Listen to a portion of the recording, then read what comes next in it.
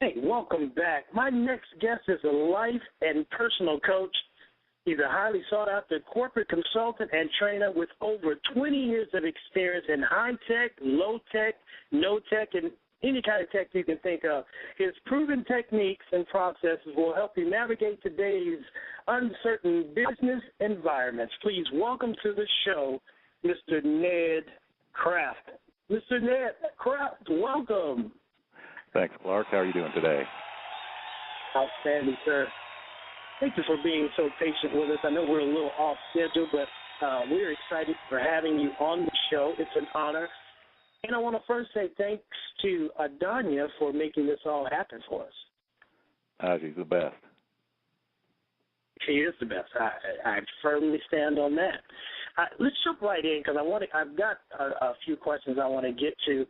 Much of your platform is centered around simplifying the processes that are out there for success in our businesses. We are always right now just have distractions that keep those processes from being properly ordered. What do you teach as you go to these different companies and speaking events on simplifying that process?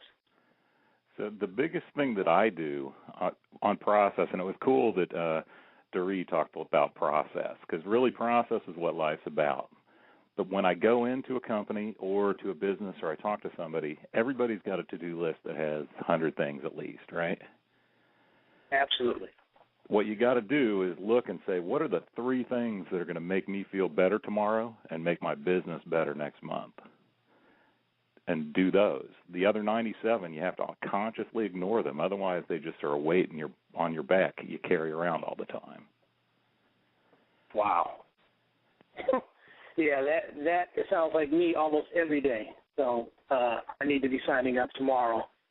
Okay, well, you know where I live, so you can find me. Absolutely, West Coast. Hey, listen, modern technologies like making our phones virtual computers, which I think, although they benefit us, they've become such a distraction. I believe they have hurt this process that you're speaking about. Is that a fair comment? Absolutely. It's very helpful in some ways and incredibly destructive in other ways. And I'll since you asked it that way, I'll give you a couple of examples. For example, I've got 2 cell phones. And people are like, why do you have 2 phones? It's like one's for the family and one's for the business. And when it gets to be nighttime, the business phone goes off. And yesterday was Valentine's Day. Both phones were off all day. Because it's a choice that you got to make. Just because someone's calling you does not mean that's the most important thing for you to do.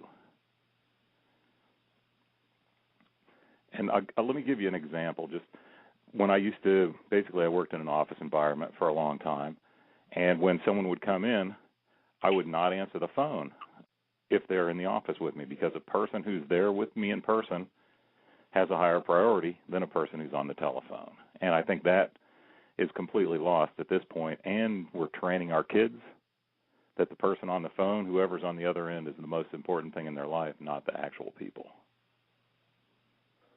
You know, it's funny you say that because I walked in dozens of offices where the reverse is the truth.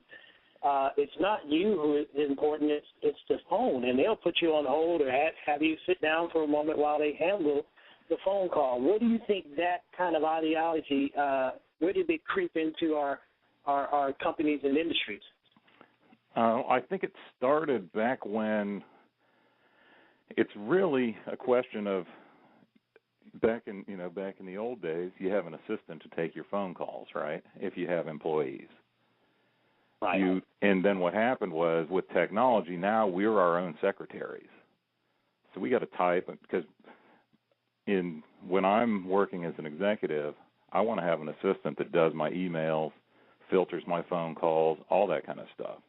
Just because I can do it does not mean I'm the best person to do it. And that what happened was they said, oh, geez, we don't need these admins. Now everybody knows how to type. And I think it was an idiotic move. And then it's taken the next level, and it's like, oh, our kids need a cell phone when they're 8 because, they might have a problem. And you know, we managed to grow up without cell phones, and we're here living and breathing, right? Yeah, we did make it through. I'm not sure how we did looking at the teens and young adults now, but we did make it through. So, and what we're training our kids is, you know,